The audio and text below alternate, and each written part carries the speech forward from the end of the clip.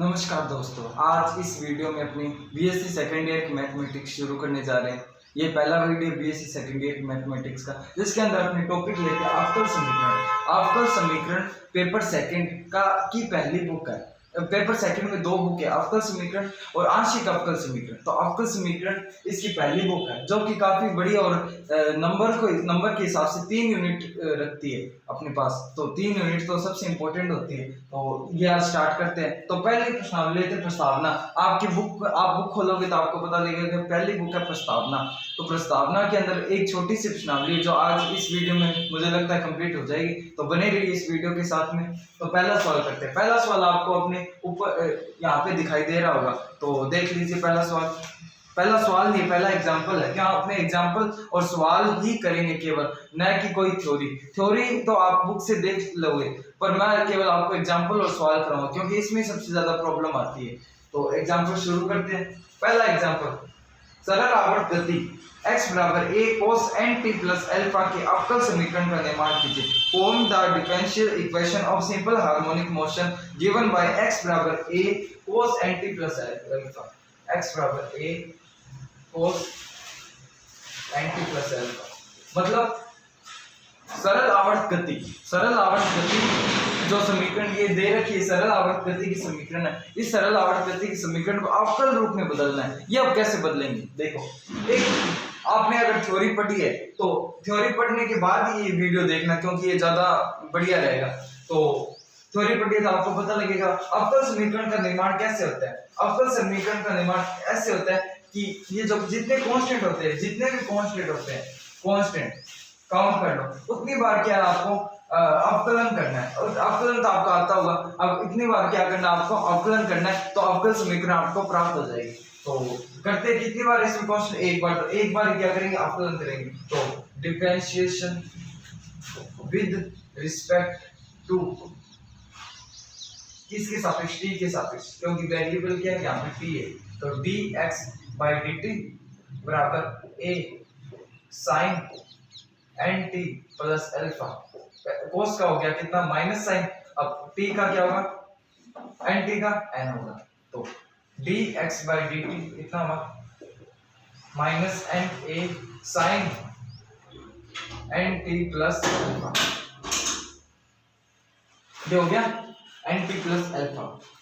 देखो, एक बार अपनों ने क्या कर दिया, इसका अवकलन कर दिया। अब दूसरी बार करेंगे, क्यों करेंगे, ताकि अपने पास ये वापस स्टेप आ सके। अगर आपको ट्रिग्नोमेट्री आती है, ट्रिग्नोमेट्री में आपको पता होगा कि साइन और कोस के समाकलन एक दूसरे की क्या होते हैं, विपरीत होते हैं। तो अब वापस क्या करेंगे, इसका डिफरेंशिएशन। तो differentiation with respect to t।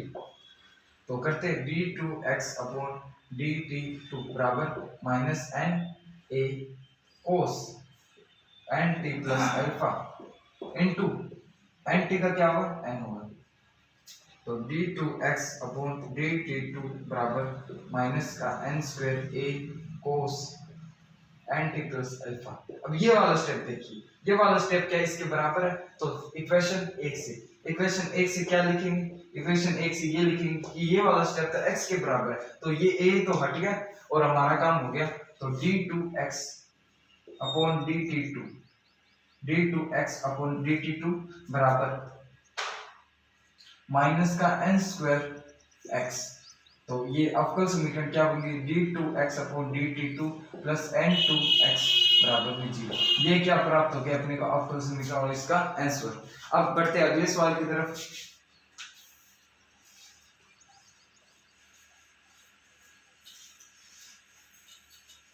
ये तो आपको बुक में भी वैसे दिया हुआ है एग्जाम्पल के रूप में, आप इसे देख सकते हैं, मैंने आपको समझा दिया इसे। तो दूसरा सवाल देखते हैं। निम्न वक्रकुल का अवकल समीकरण ज्ञात कीजिए। एक वक्रकुल दिया गया, form the differential equation of the following family of curves. आपको ऊपर सवाल दिखाई दे रहा होगा हमेशा की तरह, जहां शेष अचर क्या a और b है। तो क्या दे रखा है कि y बराबर a e की power 2x plus b e की पावर माइनस 2x। ये आपको दे रखा है और आपको क्या निकालना है, अवकल समीकरण निकालना। तो कितने शेष अचर है, 2। तो कितनी बार अवकलन करना होगा, 2 बार। तो पहली बार अवकलन करते हैं शेष विद रिस्पेक्ट टू एक्स के सापेक्ष। तो डी वाई अपॉन में डी एक्स, ए ई की पावर 2x का ई की पावर 2x इंटू ई 2x का क्या हुआ, x तो चला गया तो कितना है 2, प्लस b ई की पावर माइनस 2x, इसका कहेगा माइनस। तो आपको अवकलन आता होगा ऐसी मेरी आशा है। तो 2a ई की पावर 2x माइनस 2b ई की पावर माइनस 2x, ये हो गया। अब देखिए क्या करते हैं, अब करते हैं इन दोनों का प्लस, पहली समीकरण और दूसरी समीकरण का क्या करते हैं, योग करते हैं। समीकरण 1 प्लस 2 से समीकरण 1 प्लस 2 का योग करते हैं तो y plus D Y upon में डी एक्स बराबर क्या होगा 3a e की पावर 2x। अब देखो अपनों ने क्या समझा, अपनों ने ये समझा है कि जितने भी कांस्टेंट होते हैं, जितने भी कांस्टेंट होंगे उसका क्या करना है, अपने को बार बार क्या करना है, अब अवकलन करना है। तो आई तो आप इस तरीके से कर सकते हो, यहाँ से a की वैल्यू निकाल के इसको कर सकते हो। एक तरीका क्या है, एक तरीका ये है कि फिर से इसका क्या कर दो, अवकलन कर दो। तो कर देते हैं इस समीकरण 2 का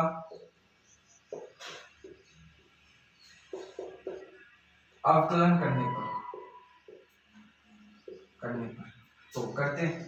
तो d2y अपॉन dx2 बराबर 4a e की power 2x minus minus plus 4b e की power minus 2x, d2y upon dx2 बराबर 4 को निकाला कॉमन, a e की power 2x plus b e की पावर माइनस 2x। ठीक है, अब ये किसके बराबर आ रहा है, ये इसके बराबर आ रहा है। तो a और b तो गायब हो गए। तो d2y अपॉन dx2 बराबर 4y, ये क्या इसका आंसर है। आप बुक से मैच कर सकते हैं, ये तरीका मत नहीं, ये तरीका तो हो तो सकते हैं इस तरीके से भी, पर ये तरीका मत, ये तो ज्यादा इजी तरीका है। तो ये आप इस तरीके का जरूर प्रयोग कीजिएगा। आप देख लीजिए सवाल को,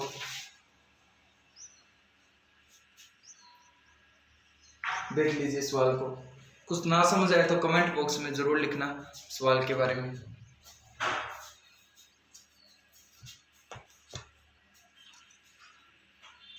तो अब तीसरे सवाल पे चलते हैं। ठीक, वक्रपुल y बराबर c x माइनस c की होल स्क्वायर के संगत अवकल समीकरण ज्ञात कीजिए, जहां c क्या एक स्वेज अचर है। तो देखो आपको ऊपर सवाल दिखाई दे रहा होगा कि किस प्रकार ये सवाल लिखा हुआ है। तो करते हैं सवाल को।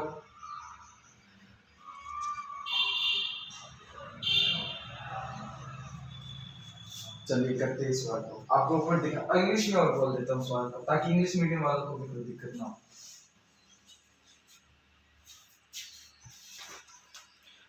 Find the differentiation equation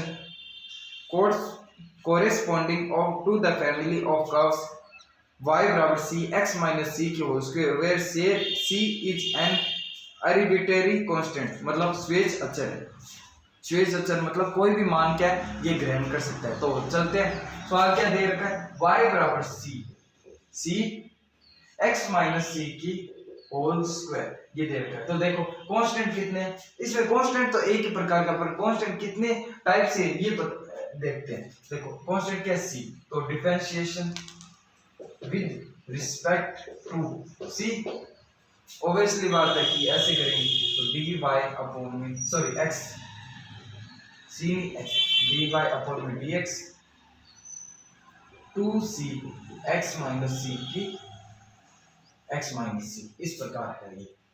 अब देखिए क्या करेंगे, आपको ये दिख रहा होगा कि ये थोड़े पद क्या है सेम है, स्टेप क्या है समान है। तो क्या करें, इसका इसमें भाग दे दे तो कैसा रहेगा, पहला और दूसरा।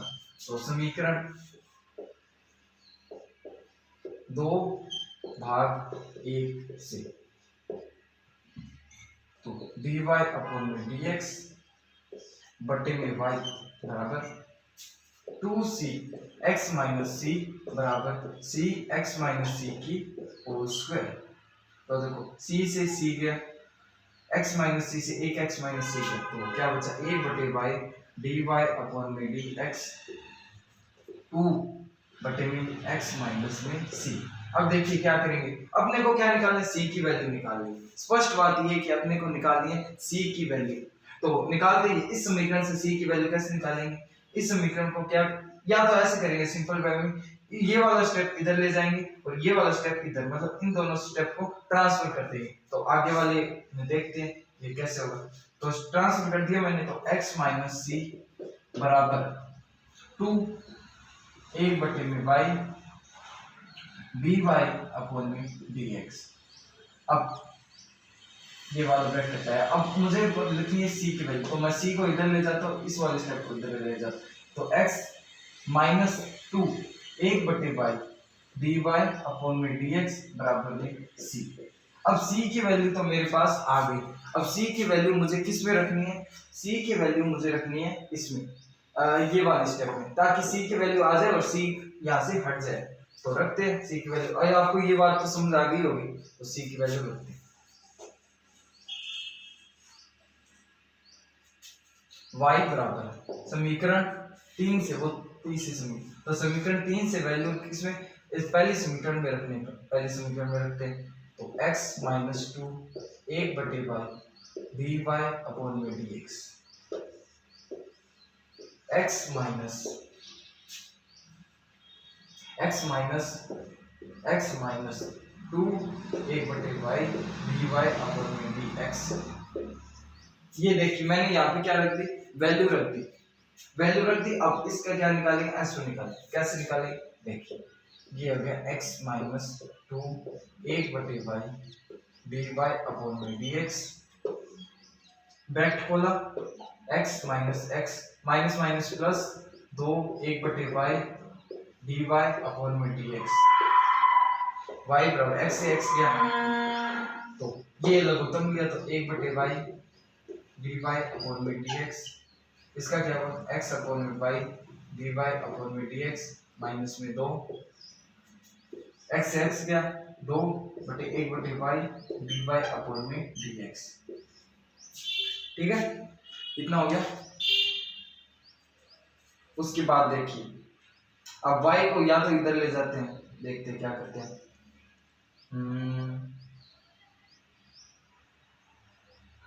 या ऐसा करते हैं, लघुत्तम नहीं लेते, यहाँ पे लघुत्तम नहीं लेते, यहाँ पे बस यहाँ पे ये स्टेप देखते हैं कि x माइनस 2 1 बटे y dy अपॉन में dx 2 1 बटे y dy अपॉन में dx। अब देखो यहाँ ये पूरा स्टेप इधर गुणा ही कर देते हैं, तो y इंटू 1 बटे y dy अपॉन में dx।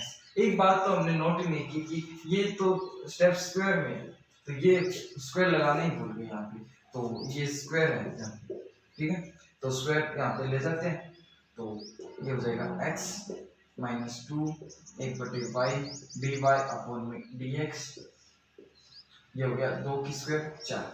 ठीक है, अब देखिए क्या करते हैं, यहाँ पे 2 की स्क्वायर हो गई 4, ये हो गया एक स्क्वायर, ये बाई एक निकल जाएगा यहाँ से, तो यहाँ पे क्या बचेगा dy अपॉन dx की, तो x माइनस में 2y, यहाँ पे इस पार्ट को क्या कैसे करते हैं, अब आगे बोर्ड को साफ कर देते हैं।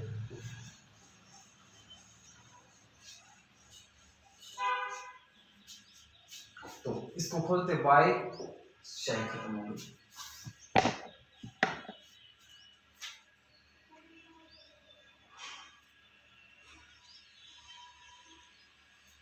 देखिए शायद खत्म हो गई, शायद हाँ इसमें y इंटू 1 बटे में y की स्क्वायर इंटू dy अपॉन में dx की होल स्क्वायर बराबर। अब देखो x, ये 4 तो इधर ले आते हैं, 4x माइनस में ये y ऊपर ले जाते हैं, तो 2y dy अपॉन में dx,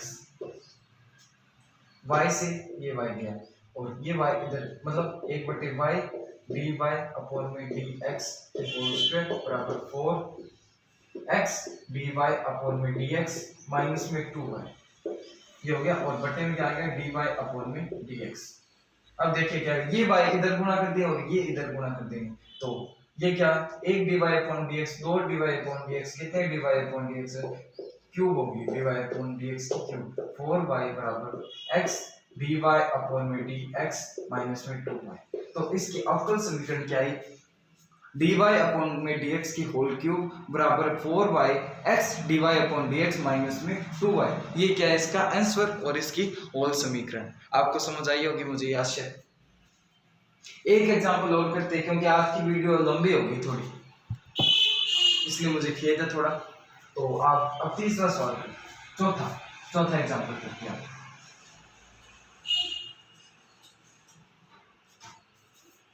तो करते हैं चौथा। क्या?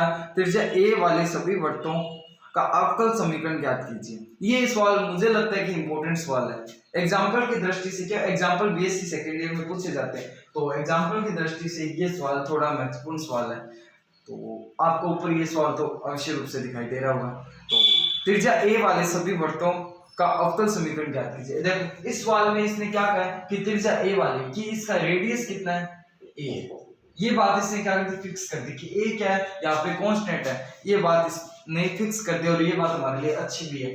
तो वर्ग का समीकरण क्या होता है? वर्ग का समीकरण वैसे तो होता है x square plus Y square बराबर में r स्क्वायर, परंतु अगर अपने किसी भी बिंदु पर देखें ना वर्ग का समीकरण, तो h p के दो प्रकार के बिंदु आ जाते हैं। इस कारण वर्ग का समीकरण, वर्ग का जो क्या कहते हैं, मुझे वर्ड नहीं आ रहा, वर्ग का जो मुख्य समीकरण है, वर्ग का जो मुख्य समीकरण वो क्या होता है? x माइनस एच की whole square plus Y minus K की होल स्क्वायर बराबर में r की स्क्वायर। अब रेडियस तो क्या दे रखी है? r की स्क्वायर। अब देखो हमारे पास एक समीकरण आ गई कि वर्ग का समीकरण ये होगा। तो a त्रिज्या मतलब r त्रिज्या वाले सभी वृत्तों का समीकरण होगा, मतलब अगर यहाँ पे r हो तो, पर इसने त्रिज्या को क्या करते हैं? फिक्स करते हैं। अब क्या करते हैं? कांस्टेंट क्या? 1 और 2, ये तीसरा भी है, तो कितनी बार अवकलन करेंगे? जितनी बार से ये हल हो जाए। तो डिफरेंशिएशन विद रिस्पेक्ट टू किसके बराबर करते हैं? x के बराबर कर लेते हैं। तो 2x माइनस एच की whole square, x minus H square, ये 2 आगे आ गया और इसका x माइनस एच हो गया, प्लस 2y माइनस के। आप सभी का वीडियो देखने के लिए धन्यवाद।